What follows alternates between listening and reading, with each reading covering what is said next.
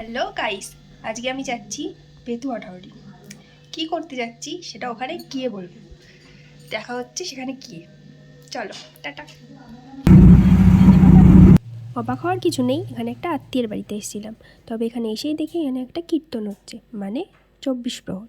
রাধে রাধে, ঠাকুরের মুখটা কি সুন্দর তাই না? A few hours later. কাল যেখানে এসেছিলাম সেখানে এসে আর ভিডিও করা হয়নি। চারিদিকে এত কুয়াশা, ঠান্ডায় আমরা সবাই টুপি দিয়ে আছি এখন 10:30 বাজে। তো সকালে ঘুম থেকে উঠে খেয়ে দিয়েই চলে গেলাম কীর্তনতলায়, কারণ কীর্তনটা বাড়ির উঠোনেই ছিল। এখন আমরা যাচ্ছি মাঠে। পুরো গ্রামের পরিবেশ, চারদিকটা দেখো। এখানে সবাই ছাগল গরু সব পুষে। এবার প্রকৃতিটা দেখো।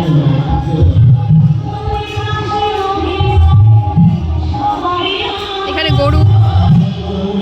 হাই, চারিদিকে কত কুয়াশা। মাঠের ভেতরে ঢুকবো, চলো এবার তোমাদের দেখাই মাঠে কি কি ফসল হয়েছে।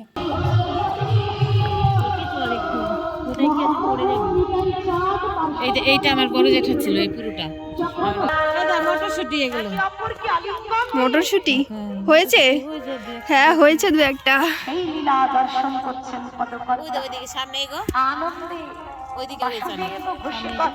জমিতে মটরশুটি হয়েছে। কি শাক এগুলো?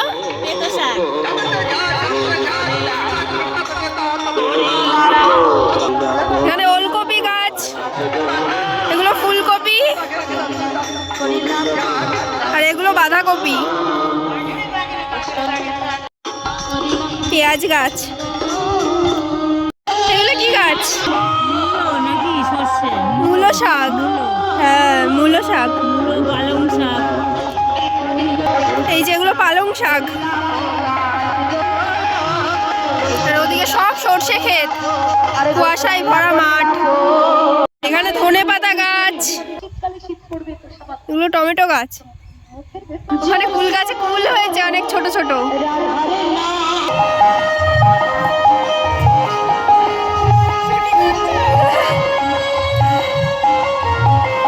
কীর্তনের শুটিং। কি শাক এগুলো? ছোলা শাক। এটা ছোলা শাক। আর এটা কি শাক? খেসারির শাক।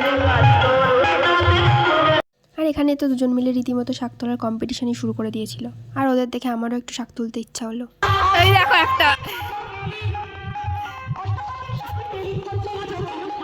আর শীতকাল মানেই তো সর্ষে ক্ষেত, দেখো চারিদিকটা কত সুন্দর।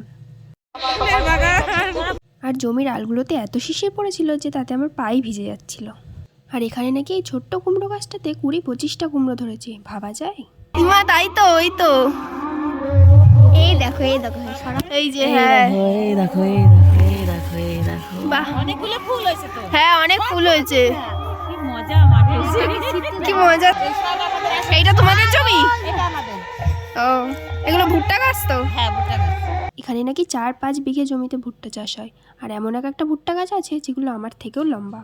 আর এখানে আমি একটা সর্ষে ফুল নিয়ে কানে গুজে সুন্দর হওয়ার চেষ্টা করছিলাম, কিন্তু সর্ষে ফুলটা একদমই চাইছিল না আমার কাছে থাকতে। আর তারপর দেখি এখানে জমির মধ্যে একটা ট্রাক্টর দেখে বুনু তার উপর উঠে বসে আছে। আর সেটা দেখে আমারও ইচ্ছা হলো ওটার উপর একটু চড়তে। আমি উঠবো। এই তো আমাদের ড্রাইভার বসে পড়েছে। ড্রাইভারের সাথে একটা হেল্পার আছে। ড্রাইভার এখন ট্রাক্টর চালাবে। হাই, ট্রাক্টর চালাবে এখন। ট্রাক্টর চালিয়ে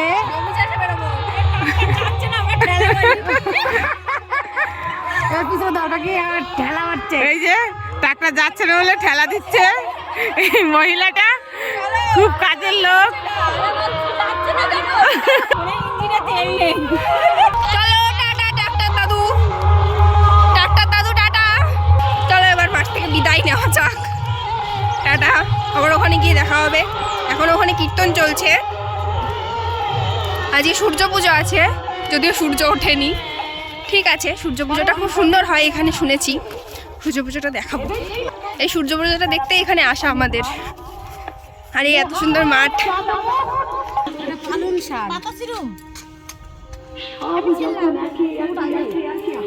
এখানে পালং শাক তোলা হচ্ছে। তারপর আমি ওদের দেখে দেখে কয়েকটা পাতা তুললাম। আবার কোথায় যাই? বেগুন গাছ, কি সুন্দর লম্বা লম্বা বেগুন। আরো হয়েছে, কাটাও। বাহ, এটা সবুজ বেগুন। ও বাবা, কত লম্বা বেগুন। টাটা। কোথা দিয়ে গিয়ে কোথায় দিয়ে আসলাম, এখান দিয়ে গিয়ে এই দিক দিয়ে আসলাম। চলে এসছি আমরা, স্নান করব, করে তারপর সূর্য পুজো বললাম সেটা দেখাবো। চলো। 1 hour later.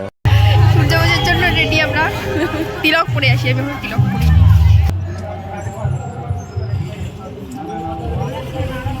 তিলক করে নিয়েছি, এই প্রথম কালো তিলক করেছি।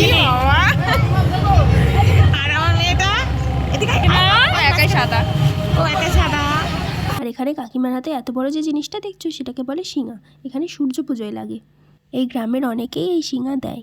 এই শিঙা নিয়েই মণ্ডপের চারিদিকে ঘুরতে হয়। এইভাবেই নাকি সূর্য পুজোটা হয়।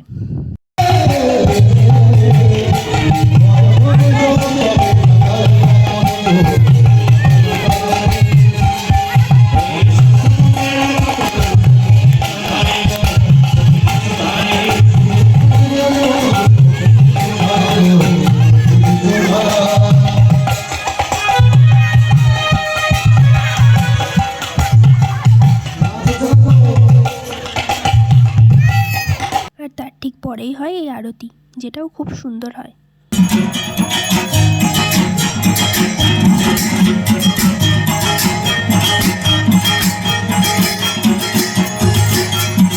যেহেতু ভিডিওটা অনেক বড় হয়ে যাবে তাই এখানে ডিটেলসে সব কিছু আর দেখালাম না।